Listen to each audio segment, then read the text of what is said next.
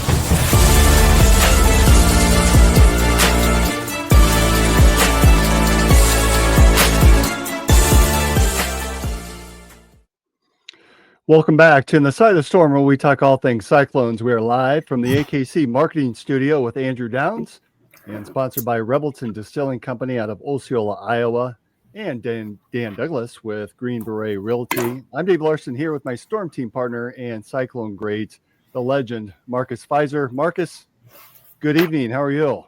I'm doing well, Dave. How about yourself? I'm doing good. You know, as I was sitting down, putting some thoughts together on the show, I'm thinking, it's kind of a slower week, not a lot going on. We've got a couple games going on, and then, we potted last Friday, and then, bam, things just percolated and popped today. So I want to jump first to the football news. And one thing before we get too deep into it, the heralded J.J. Cole announced he's transferring to Appalachian State, so it's not a complete surprise. Obviously, he had entered the transfer portal earlier. Just was trying to decide where. I'm a little surprised at where he ended up. App State is in they compete in the Sun Belt Conference, which is the same conference as Marshall, University of Louisiana, which Cyclone fans are familiar with after playing them a couple of years ago in a tight one. Troy, Texas State, James Madison, who's had a couple of decent seasons, and App State is coming off a disappointing record of 5-6 and 3-5 in conference. So he appears to have landed in a good spot for him. I think gives him a chance to showcase his talents. But really, the big news that came out late this afternoon, Matt Campbell, reports are coming out from the Chicago Tribune, and then I've seen the Athletic report on this as well. But apparently, Coach Campbell is scheduled for an interview with the Chicago Bears. Travis Hines with the Des Moines Register had sent out a text chain just letting fans know that he had received some pushback that it may or may not actually be a real thing. But that's been a couple of hours ago, and I think we've seen some news reports to suggest that it's probably going to happen. Three Beards' own Chris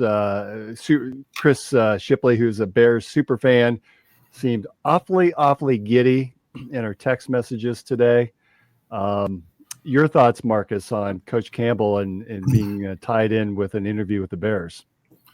Well, I mean, being that student athlete once before and having my head coach is, courted by the professional ranks is something that I'm versed to. So when you have great coaching, it's something that you should expect. I mean, we can't be too upset about that. Otherwise he wouldn't be doing a good job for us if he wouldn't be getting that kind of recognition. So, I think he's totally worthy for that position and, the opportunity if, he chooses that way. chooses that route. Obviously, we would prefer for him to remain at the great Iowa State University, but we'll see what happens with in the future to come. In years past, Coach Campbell's name has come up with a variety of different jobs, and some are probably true, some are probably just more rumor than anything. I think I've heard potential with the Jets at one time. I think I've heard the Browns, although that's been a while. I believe the Lions had maybe either had a discussion or coach had declined to meet with them. Potentially, do you see there being a fit here with the Bears? With the young squad that they have, especially with the young quarterback that they have, that's extremely talented. Coming into an organization that hadn't, in the history of the organization, fired a coach during the season, that's something to think about. I think his approach and his style of coaching would definitely translate with those type guys, and you never know until it happens. Like I said, we much rather him remain at Iowa State, but we totally understand it's a business. We understand that we each and every one of us want to elevate and level up, and whatever our professional ranks are, and we're wishing the best if that's what he decides to do. Well, and you're right. That seems like an ideal landing spot. If you're going to pick a spot, you're staying relatively close to home. We know he's an Ohio native. I think that there's a number of Iowa State fans that are in and around the Chicagoland area that, of all the teams, this might be one that Cyclone Nation could support, with the Bears being so close. Obviously, I agree it would suck, but boy, having Caleb Williams, a young guy that has shown a lot of potential in this first season with the Bears, that seems like a great opportunity. Yeah, for Chris Shipley, it'll be bittersweet. But I mean, at least I guess for that side, he'd probably feel like now his Bears can, be elevated out of the skid that they've been on. But it's just the nature of the game. Like I said, we don't want to hold anyone back. Even when my freshman year, when we got called over to the Hilton, very early in the morning to get that news from Coach Floyd, I knew, then that it was something that become a part of the business. I understood it more. Didn't hold no ill will feelings or anything about him from that moment, on. I mean, it's just a part of it. And then he was replaced with Tim Floyd 2.0 with Larry Eustachy, and the rest is just history. So it's just the nature of the beast. And now I'm sure, as much as collegiate sports is turning into a business now as well, I know the guys will understand it. Looking back at the time with Floyd, there were a lot of rumors circulating in those, even the last couple of seasons prior to him accepting the Bulls job. As a freshman, looking back now, did you see some signs in retrospect that you thought, yeah, I saw that one coming? I've heard rumors that Jerry Krause or Jerry Reinsdorf were pulling up next to the Hilton and picking up Coach Floyd and going out for lunch after practice. Did you see any of that going on? I didn't see any of that. I saw them quite often at games and things of that nature, and I knew at that point, I mean, I didn't really even know how to play basketball, so I knew at that point they weren't there looking at me. So, you start putting two and two together, the more and more you heard about different things. But, I didn't let it affect my play. I mean, like I said, I was learning to, be a student athlete, learn how to play basketball better. Once the news came down, I mean, I never once had an ideal about transferring. When Coach Eustachy came in, and we sat down and had a talk, and got into practice, I realized that it happened for a reason, and like I said, the rest is history. Well, you talk about the transfer portal. That's probably the biggest thing that's concerning for me, is that the portal itself closed, but yet with the new rules, head coach leaves, that reopens it up for another 30 days for those players. And I just, here we are coming off our best season ever, most wins in history. A lot of promise for next year. Boy, I think that'd be a big hit to the team if he were to choose to leave. It definitely will. And I think if I would have decided to transfer, maybe some guys would have, left as well. But that didn't happen. We'll see what happens with this situation. But we know the power of the Shield. We know they got the ability to put a lot of zeros behind a lot of numbers over there. So that's something, like I said, when you could change the dynamic of your family and generations to come, that's something you have to entertain. I want to talk a little bit more about that, but you raised a point about the Shield. Are you hearing any noise coming from your area about Bill Belichick and the Raiders? No, the only thing I've been hearing mostly is just the fans really want Deion and Shedeur. Oh. If it's not Deion and Shedeur, then they're thinking, if we can get Cam Ward, which will, be just as good or not even better, or the young fella Jalen Milroe from Alabama. So those are the things that we're hearing mostly around here. I hadn't heard much. You said Bill Belichick, isn't he at UNC? He is at UNC, and so he's apparently a couple of teams reportedly have reached out to talk to Coach Belichick about perhaps jumping back into the NFL. I understand he's got a $10 million buyout, though, that drops June 1st to just $1 million. So some interesting transactions or potential transactions coming up for the NFL and Coach if he decides to jump back into the NFL. Yeah, that's very interesting. But like I said, I hadn't heard anything about it. I may jump back on the that's being the hometown. I'm kind of upset with them right now for letting Antonio Pierce go. So but I think that will be dynamic if they were able to land him. But we'll see what happens. Coming back to Iowa State, also announced today offensive analyst Kyle Kempt, the quarterback who led the Cyclones to that infamous 2017 victory at Oklahoma when all seemed lost, and we ended up leaving Norman with a big W. Announced that he is joining the staff at Drake University in Des Moines as their offensive coordinator, joining another former Cyclone who's now the head coach, Joe Woodley, who's sliding over from Grandview University after winning the NAIA National Championship this past season.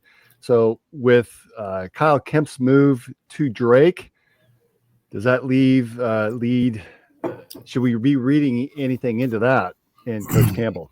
Man, it's hard to read anything into anything nowadays. You just got to see what happens and come what may. You just wish for the best in all situations. Especially you're going to be biased towards your personal own situation, but you never know what's going to happen. In these ranks. Well, be prepared. And again, for Kyle Kemp, that's an opportunity for him to be an offensive coordinator, to run the show on the offensive side of the ball and have that autonomy, which I'm sure that he has a lot of say in the offensive room today and on the coaching staff, but obviously has Taylor Mauser, who is the current OC. So certainly wish Coach Kemp a long, prosperous career, and who knows, maybe we'll see him back in Ames again someday. I tell you what, though, if defensive coordinator John Heacock has some sort of announcement in the next couple of weeks, I think I will then really be worried. So. Really be worried. Now you're starting to. Now the puzzles of what the picture that you're seeing in the future will be starting to come a lot more clear if something like that happens. But hey, we'll see. Fingers crossed. This is very early, very preliminary, but initial list of potential replacements. Do we look at someone like Nate Schillhouse, who was the offensive coordinator a year ago, left to join the Los Angeles Rams? Although if Coach Campbell takes the Bears job or any NFL job, I would suspect that Coach Schillhouse would perhaps be on that list. Mm-hmm. Could Taylor Mauser be the one? Although he just finished up his first season as offensive coordinator, but grew up coaching under Coach Campbell, has been there every season, came in from Toledo. I think a lot of the offensive players were excited when Coach Mouse was named the offensive coordinator, replacing Coach Shieldhouse. So I think that would probably play over fairly well and maybe help us to retain some players, especially on the offensive side. And I want to throw another name out there for you. This is coming out of left field. What about a guy by the name of Brent Big Play Curvey? Huh?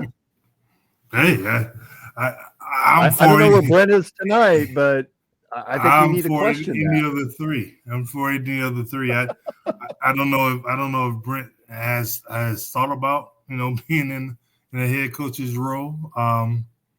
So I think more so the kids would probably be more inclined to possibly being with Coach Mauser. If that was the case, him being elevated to the head man, and possibly Brent being on number 2 on that options list, if that's an option. So we go with those 2, 1, 2, and see what happens. I mean, fun times if that occurs. All right, saying back in the football world, Brock Purdy and the 49ers ended their season, meaning that Brock is now eligible and up for a new contract. Of course, he still has 1 year left on that sham of a rookie deal that he's far surpassed that after his first 4 or 5 games in his rookie season. Dak Prescott of the I wish I could say better things about the Cowboys, but as a Cowboys fan, they leave me frustrated year after year. But Dak has set the bar at $60 million a year. I think that they need to sign Brock early in the signing period and not wait, because inevitably other quarterbacks are going to sign deals, and that number is just going to go up and increase. So if you sign him now, you probably get a little bit of a bargain. What do you think? I think from what we know about Brock, he's definitely deserving of it. I definitely think his representatives and everyone may push to get it done earlier so they can get the ship back on course. I mean, they made it to the Super Bowl, the year before. So it wasn't a good year this year, injuries and all that type stuff that occurred. But being able to get that deal done so they can structure what's going to happen. I hope we get $100 million a year being a Cyclone fan. But, I think he's the type of guy that will even take some, a structure that's a little bit less to be able to compete and win the Super Bowl. I mean, it's tough being right there. It's tough being right there and not winning it and knowing that you have the tools to win it all. And it'll be a tough situation. I personally think them waiting so long for Dak and CeeDee Lamb, hurt this season. I mean, it's been some really talented teams down in Dallas. And not to see it come into fruition of winning the Super Bowl. It's, hate to say it, it's been almost 30 years, Dave. I mean, that's a long time to not win the Super Bowl for an organization like that. And with the thanks for the reminder. Powerhouse for the powerhouses that they've had over the course of the last couple of years. So it's going to be interesting. What number do you think? What number do you think they land at? Because I agree. You got to kind of get him set so you know what kind of money you have to deal with to sign other free agents. But if you were to take a guess, what number do you think they land at with Brock? I think, if the barometer is set at 60, and that means every year it gets higher. So if he can get the closest to that 60 or be at 60, I mean, I think Lamar Jackson could have gotten a little bit more, and he piped it down a little bit, if there's something to say or whatever, to be able to structure the team. So I think Pat Mahomes said it higher. It keeps getting higher and higher, whatever. But like I said, I think Brock is in a situation where, and not to say the other guys are money hungry or anything like that. I'm all for athletes getting as much as they can. because once those will fall off, they fall off and not getting back on. Well, Brock's got to pay for all those Toyota trucks that he bought as offensive lineman too. if Brock paying for those, he need to get a different agent because that's not a good deal. That's supposed to be an endorsement deal already set up. But those are some nice trucks too. I rented one of those trucks for the funeral when I went back home, and very thoroughly impressed. And I just had the basic, entry level Tundra. Had me looking at the newer ones today. There you go. If I'm going to predict, I think that Dak at 60, I just don't see Brock. Remember, this is his first big contract. And I want to say the 60 for Dak was his second one. So I'm going to guess 50 to 55 range, which is incredible to be for any player, much less the last pick in the draft from Iowa State University. I think Brock has done himself good, and boy, I hate to say settle for 50, but that's a great number to land. Yeah, I was feeling about 55 to 57 ish. If to maximize as the amount of money that he can without hurting the team. If it's going to help the team a lot more, then he may, dial it back a little bit. I mean, because, in years to come, they always restructure and then try to, get higher and higher. I think with Dak really had the leverage with the Cowboys. CeeDee Lamb really had the leverage at the time to get that much money. But, like I said, look what the season turned out to be for them. And I don't think Brock and the 49ers, are looking to have a season like they had this year and, next year and the years to come. Well, I think you make two excellent points that I don't know that Brock necessarily has that leverage because he still has a year left on the existing rookie deal. So the 49ers could probably play a little bit of hardball. And two, you're right. Brock is such a team player. I think he understands that, hey, I got to have studs around me to make all of this work. And ultimately, I want to win Super Bowls. So in order to do that, I got to have players. Yeah. He's young. He's tasted it. He's been there. He knows he can get the team there. I mean, he had a messed up elbow and still, played extremely well to progress on that far. So, like I said, once you get that close, had I come back from my junior year, there's no question I didn't feel like we wouldn't have made it to the national championship without a doubt. Getting that close, having that team, him being that quarterback that keeps elevating and keeps learning the game. I mean, we're not going to say it, he makes it look effortless, but he's really starting to understand.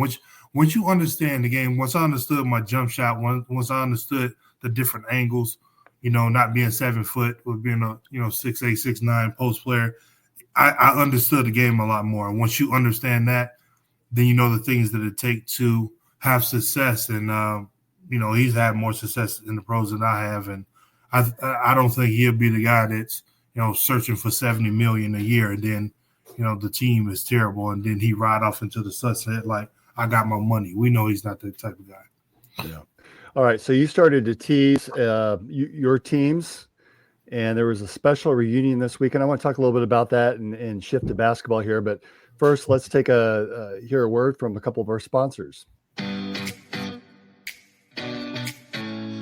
Making great tasting bourbon requires the perfect combination of ingredients, conditions, and time.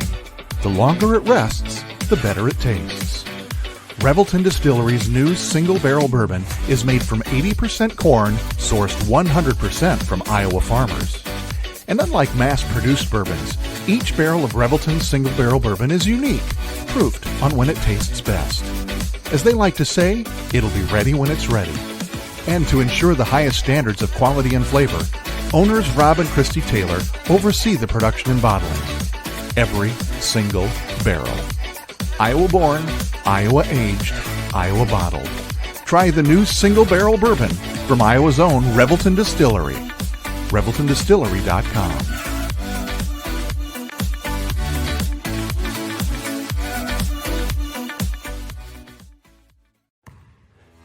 energy meets precision, anything is possible.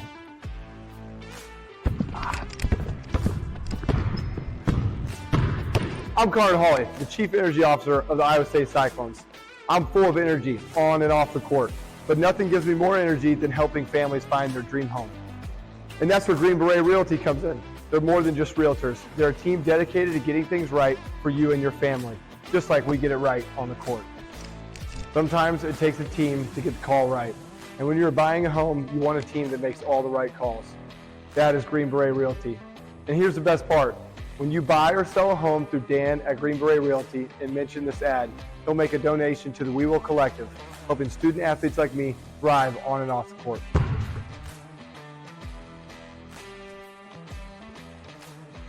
Green Beret Realty, because getting the call right means everything. All right, we're back to the side of the storm. Hey, Marcus, watching Conrad Hawley there act. Have you ever had to act?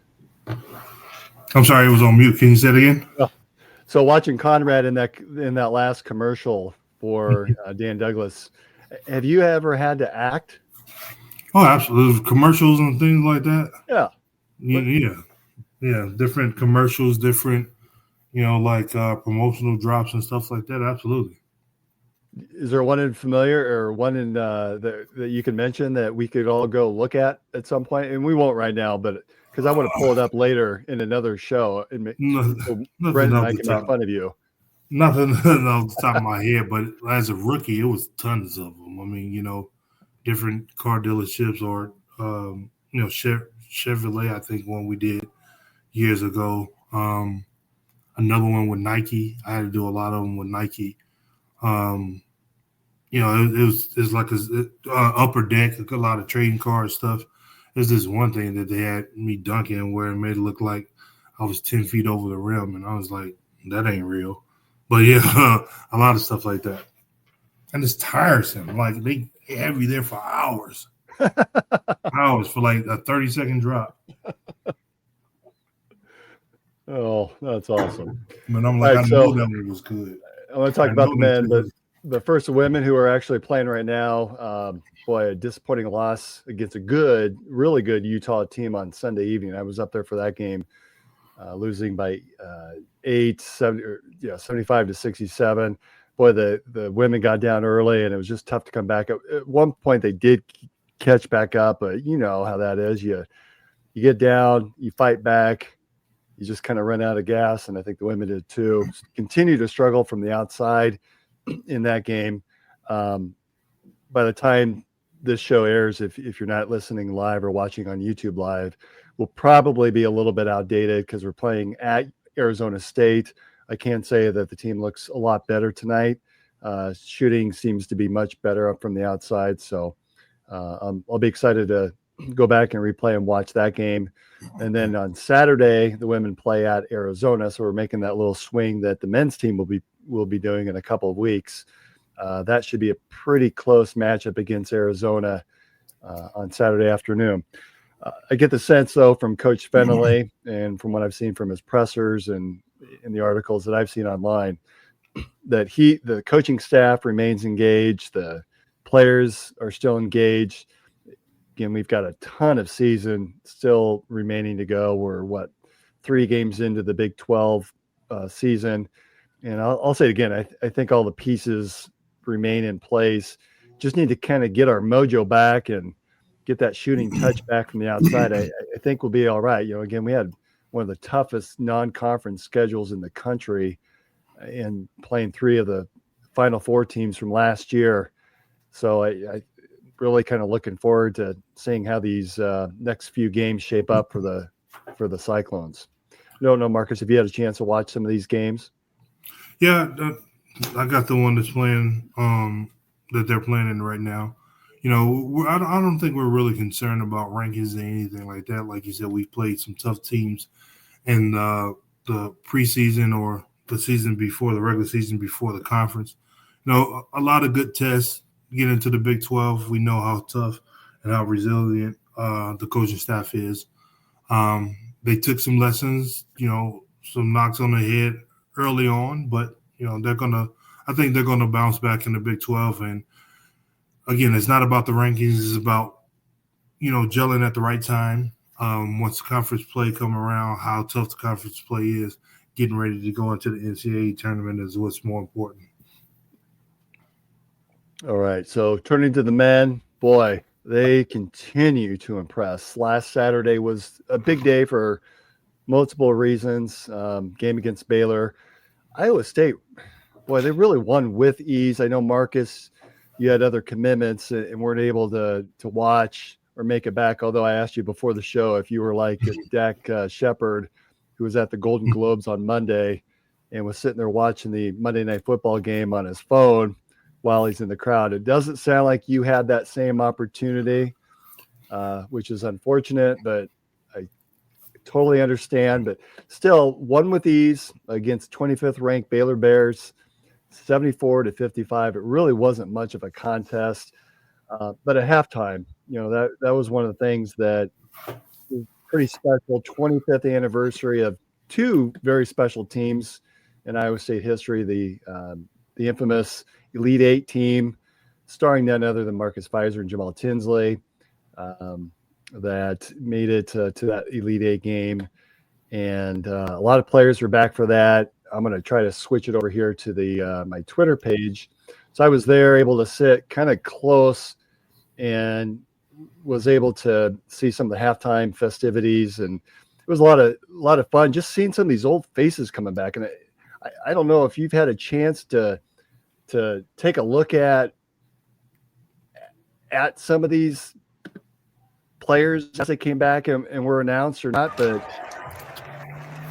familiar faces.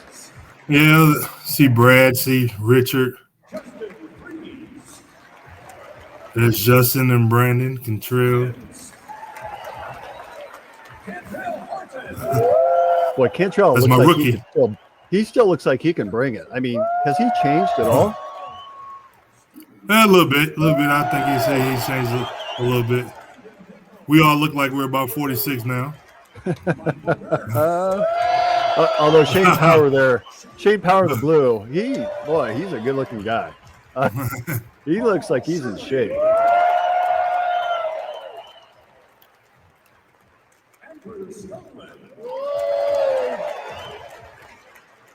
Boy, Skoggs is he's still a big man.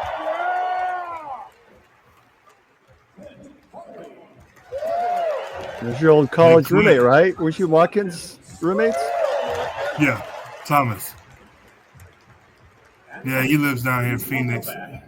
We see each other 2 or 3 times a year. Coach Randy Brown.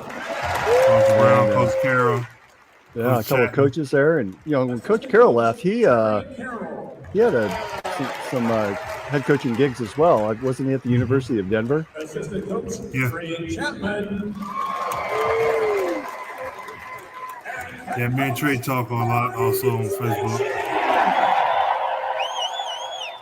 And there's the GOAT to me, Goaty. That was a good player. Coach Eustace, as you could probably hear and see, had received the loudest ovations of the night there. And that was a lot of fun to see. Yeah, he needed that. I mean, I think we did some great things at Iowa State during his tenure, and after I left, did some great things. And, I know it didn't end quite the way we all would have liked for it to end. And, he bounced around, went some other places afterwards. But, I think, that was one of the better teams that he's ever had. So not to be able to be there was definitely saddening for me, the family, everything like that. But unfortunately, the situation, family comes first. I had to be back home for that. But I would have loved to have been there. Love to have rub elbows with the guys again. Hopefully, we get a chance and opportunity to do it again soon. But we'll definitely love to come back home and see a couple of games and see how things progress with this season. Having a fun season this year, and be able to be a part of that will be special as well. Well, and I mentioned Coach Eustace. So he had lost his ponytail that he had a year ago when I think he came with a son who was coaching for one of the Utah or Idaho teams, excuse me. It was interesting to hear some of his comments leading up to that game and immediately following that.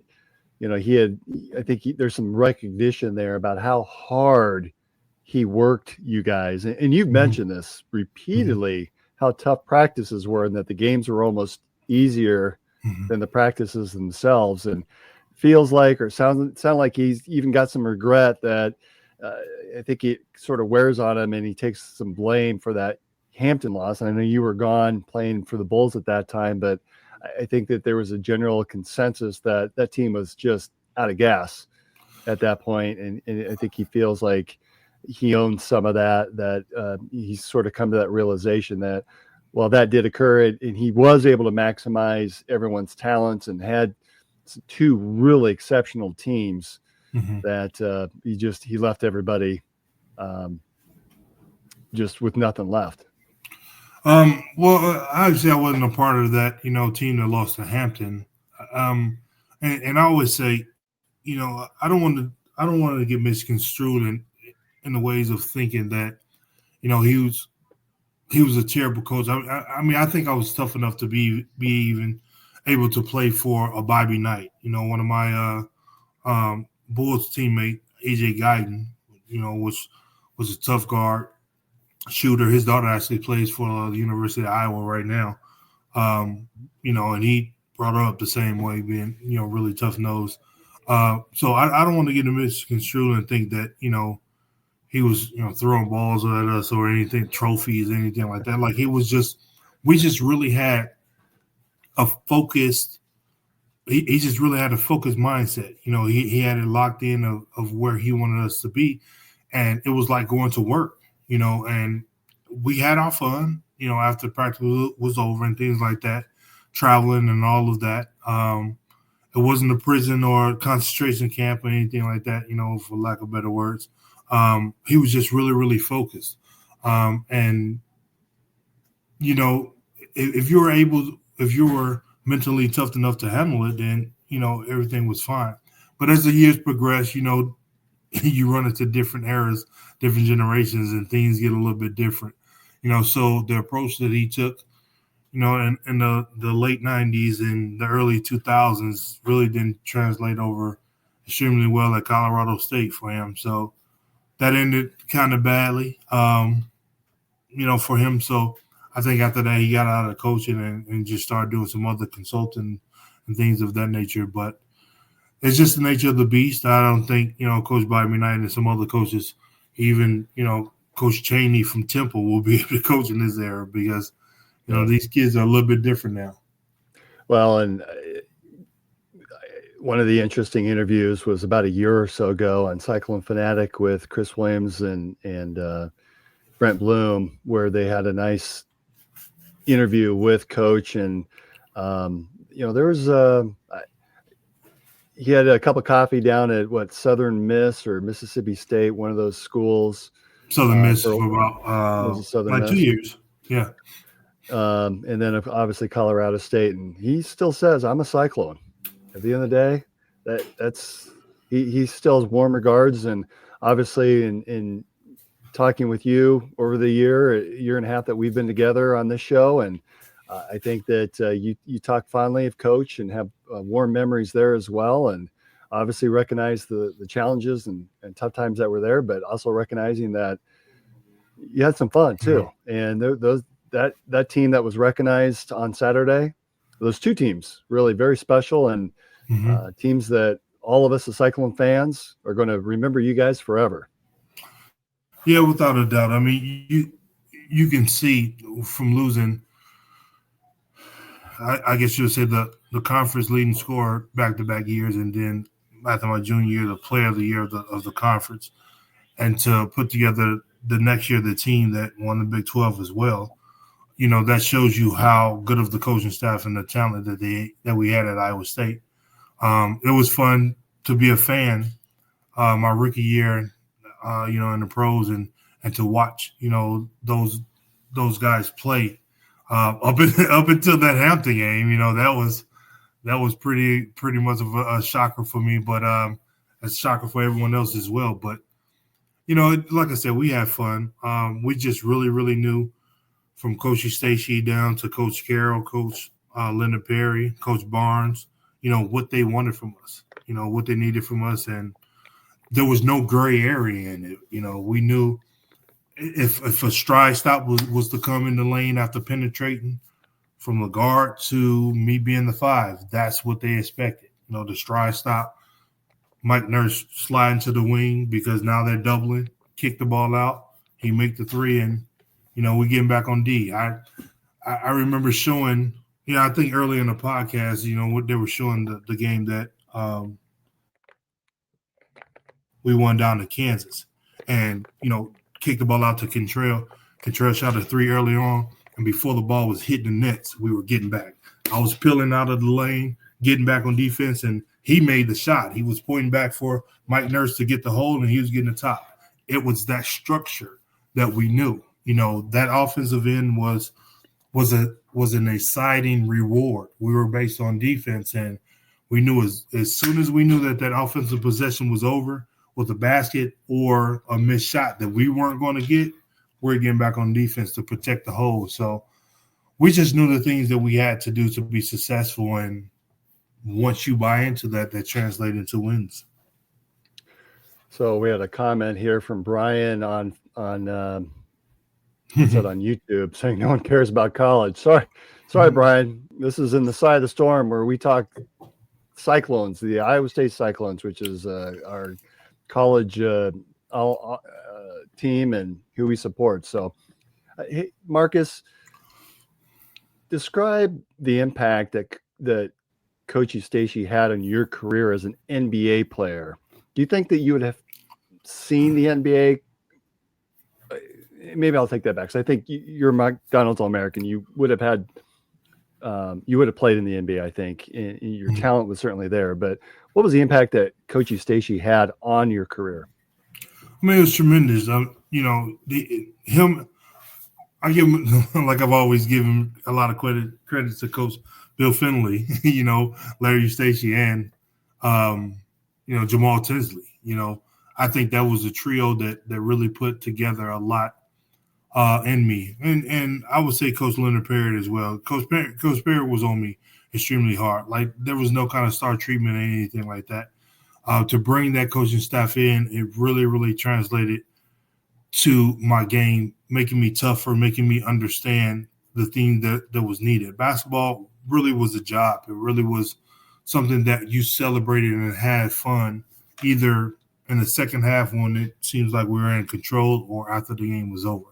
So to be able to have that dynamic of support all the way around, I was excited about coming back for my senior year, especially after losing the way that we lost. But, like I said, the story goes, unfortunately, how my parents' house burned down, my childhood home burned down. So at that point, it was evident that I needed to leave, and the opportunity presented itself. Well, who knows? With the way that the NIL is working, I think you still might have a year of eligibility left. The eligibility may still be there, but like I said earlier, when those wheels fall off, they're done. I could put a little fix and flat in them for a couple moments, but nah, I'm not hedging out on a Keyshawn Gilbert or Team and Lipsy. Those guys will blow right by me right at this point. Well, and speaking of this year's team, so last night played Utah, came out ahead again. Started a little bit slow. I meant to take a quick look at the halftime scores. It felt like we were in the 30s at halftime, and I really kind of questioned whether or not we would hit that 80-point mark, but ended up doing that. And to be honest, I don't know what the hell I was drinking on Friday, but I think I'd said Houston on Tuesday, and I think I just looked at the wrong logo, and we don't even play Houston until February, and it's in Houston. I think we'll all know when that game is because it'll be all over there, every station, and I think it'll be probably on primetime ESPN because that's going to be probably a huge game for the Big 12. Last night, Taman with 20 and Curtis with 23. One thing I found interesting, Deshaun Jackson, though, had really an off night. 0 for 2 shooting and no points. Thoughts on Big Dog? Yeah, we got to get a lot more production out of him. we're starting to get into the crux of the season that's way tougher than, a lot of the early season, the regular season. It's new for him. This is definitely a tougher conference. No knock on the conference that he came from, but definitely we feel like it's the best conference in the nation in terms of basketball or collegiate sports. So we're early on into it. We're looking forward to him, being the player that he's been. His previous stops that he played college basketball. It's not easy. I remember my first couple games in the Big 12. It's extremely tough. So we'll see what happens in terms of, getting them in the right positions. Been a lot more aggressive. You can't miss 2 shots and then think, the night is over. I'll go 0 for 10, and before you know, it'll be 10 for 20. Now I'm at 50%. So, it was a guy, I forget the name of the sports store names. He said it from the first moment I met him, the owner there. It was across the hall from the Buckle. And as soon as I walked in, he used to always tell me, when in doubt, shoot, otherwise shoot. And at first I didn't understand it. And then a couple more times I went in there, he kept saying it, and I said, I got you. I understand it now. And so I never let it be a doubt. I knew that there was something that needed to be had, in order for us to have success and, put that rock up. Well, I like and we've talked about this. What I love about this team is that we can beat you in so many different ways.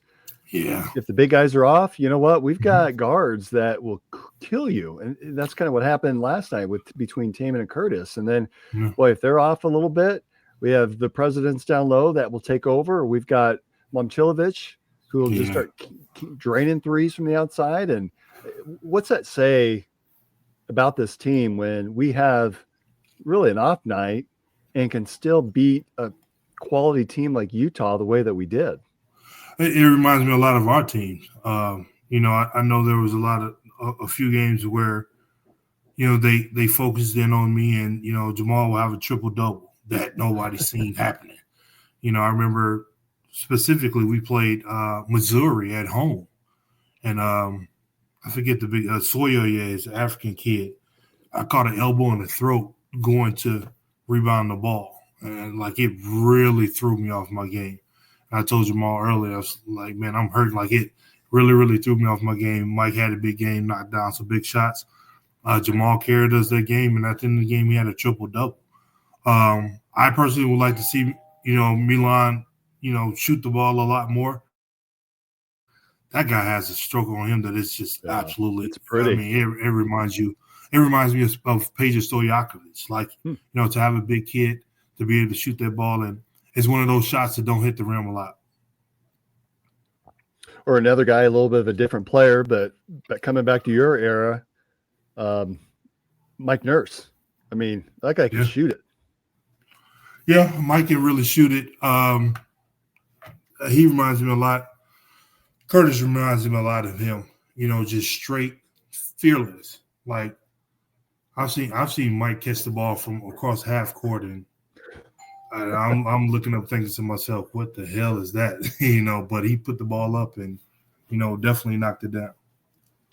Not sure if you saw this, but last night, the number 1 team in the country took a tumble against Florida, which you hate to say this, but Iowa State, next game is Saturday at Texas Tech. That should be a really good game. That should we come out victorious, we could be seeing a ranking of number 2. Yeah, that's going to be. I saw Texas Tech play a couple days ago. I think when I was back home, I saw them play. They're really tough, especially at home. That's going to be an exciting one. And like I told you earlier, my Oklahoma City Thunder and the Cavs are playing now, and that's a real knockdown. Titan battle.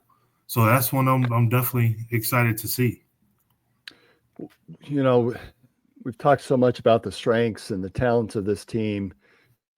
Any concerns that you might have? Not necessarily any concerns. I like how level-headed TJ has this team. It's just, like I said earlier, it reminds me a lot of our team, my team. We just really didn't think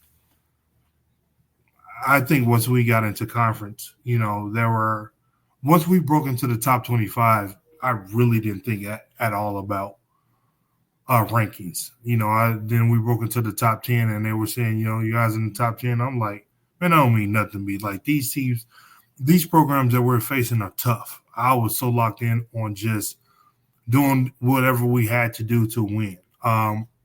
We were in those winning streaks that I didn't realize that we were in those winning streaks.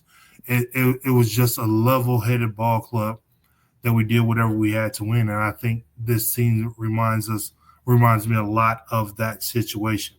Different era, they're playing a lot of different teams now than maybe the powerhouses that were in the Big 12 for us then are have moved on, but you still have like the Houstons and Kansas is still there. So we're going to see what's going to continuously happen once we get on the road and face a team like Texas Tech and things like that. Once we start winning those ball games, I knew that we had something special, and I'm looking forward to that as well here. Well, without being Captain Obvious, you have a bad shooting night. That's always a risk for any team, right? Just It happens to the best teams, even those that make it to the Final Four. It happens on occasion. I guess the one area that, and I think it came out last night in particular, there was at one point Utah went on a 15-2 run that Keyshawn hit a three to stop that and stop the bleeding. But at times we seem to, I don't want to call it laziness, but at times we get complacent with the defensive rebounding. We've seen a lot of positives on the offensive side, and boy, when they want to box out offensively or defensively, we look damn good. But it feels like at times if we're not careful and that's not front of mind, that could be something that could come back to hurt us at some point in the season. Yeah, when you typically have good rebounding tandems, that works out. Most of the time for the better of the team. Me and Stevie pretty much had that pretty much locked down. Paul came off the bench and did a great job. Martin as well. Dustin and Melvin Edgem. Those guys were a complete beasts. George and Royce and those guys. Once you have those cores of players that's locking down and rebounding the ball extremely well, Josh is doing a great job. Rebounding. I think Deshaun needs to help a little bit more with that, and I foresee that helping. I foresee that coming. Because we've seen the things that he's capable of in the years past. So once you get that locked in, teams know that they're not going to get extra shots. That's something very important for the success. And to go past me and Stevie, we had Contrell Horton that was down there, and Brandon Hawkins that will sneak in there at 6'4", 6'5" to get some rebounds. May have Mike Nurse every once in a while sneak down in there when he's supposed to be getting back in Jamal Tinsley, but for the most part, limiting them to one shot is what's really important. And then just slowing it down and grinding in the basket. Going on the 15-2 run. I'm not necessarily saying TJ should have taken the timeout, whatever, but Larry would have burned all his time. I was right then and there if that would have been the case. But like we said, it's early in the conference, so I think it's going to fall into place. And I don't intend that to be a strong critique. It's more of an observation that, hey, if we're going to get dinged or something unfavorable is going to happen, it might be that. But we're really grasping here because this is just such a good team that has so much talent that all the pieces are there, much like the women's team, but even to a greater level. I mean, we've got the height, we've got the strength, we've got power, we've got shooting, we've got just gutsy players. Yeah, they've got it all.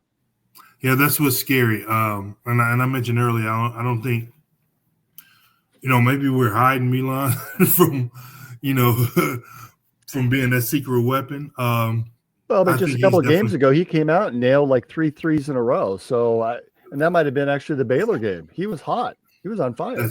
I think that's mid, as the kids say, to what he's capable of doing. And if it produces when it needs to produce at the right time, then I'm not mad at it at all. Spread the wealth around, do the things that you got to do to continuously win on. I'm not, like I said, I'm not concerned really about the rankings. I'm concerned about being that locked in team. From the guard position, we got one of the most solid guards, tandems that we've seen in a while. And then, to have those guys that play such a high level and have such a high IQ for basketball, that translates, to deep runs into the tournament. All right. I want to ask you a question. So this came up during last night's broadcast. Okay. So they were chatting, Cyclones are up, and you start getting a little talkative during the game. Who do you trade? Okay. Let's imagine that college basketball, you're able to make a trade mid-season. Of those three guards, Lipsey, Gilbert, and Jones, who do you trade? Well, that ultimately have to be who you're bringing in. I mean, it's kind of like, you'll trade LeBron James in his prime for a prime Steph Curry.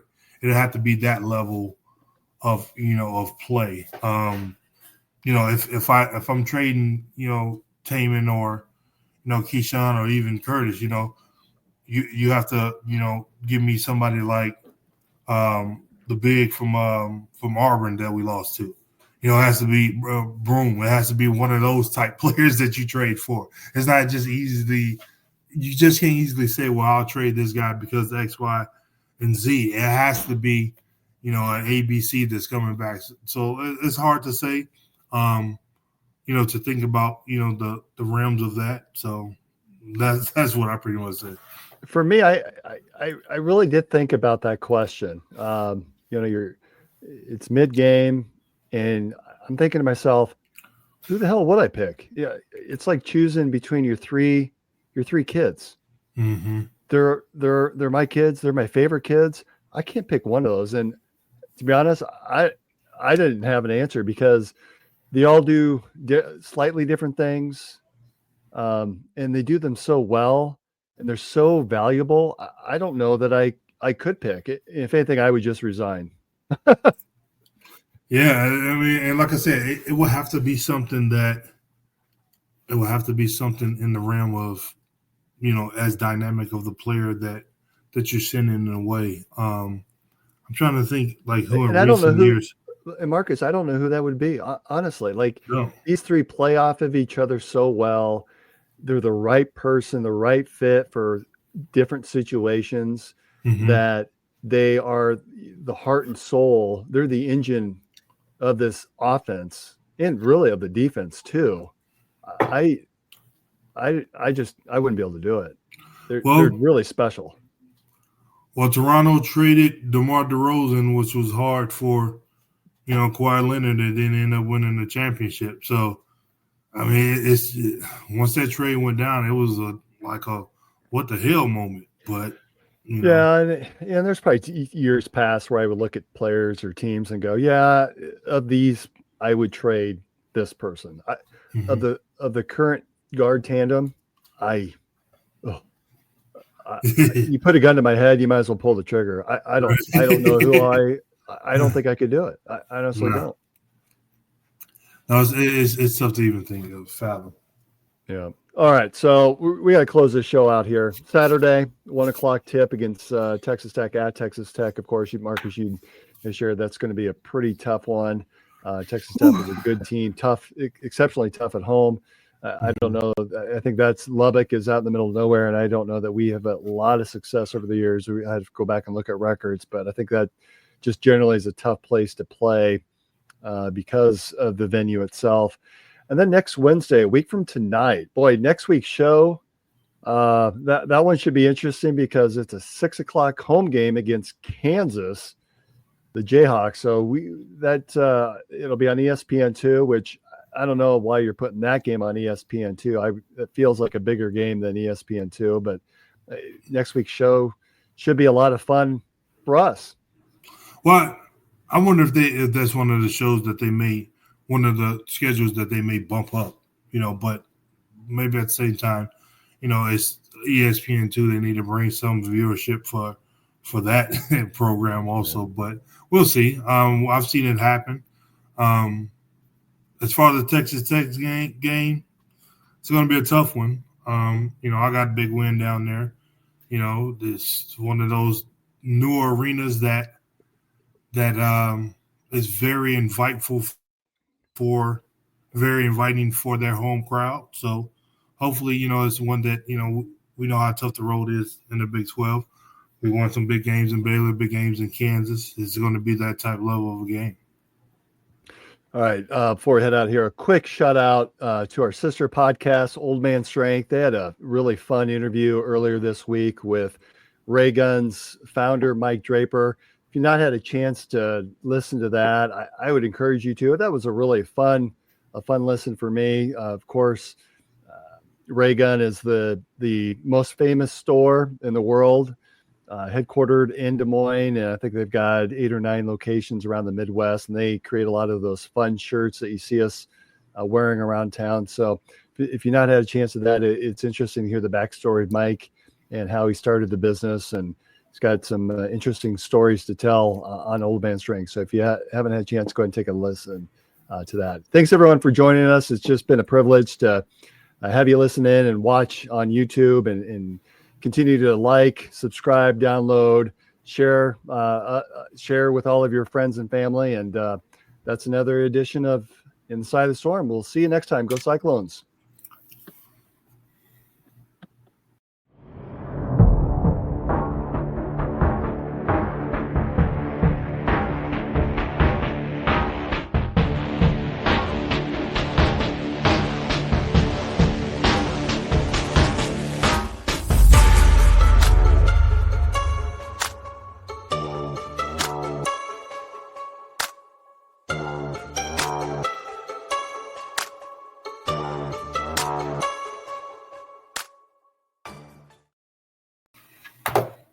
All right.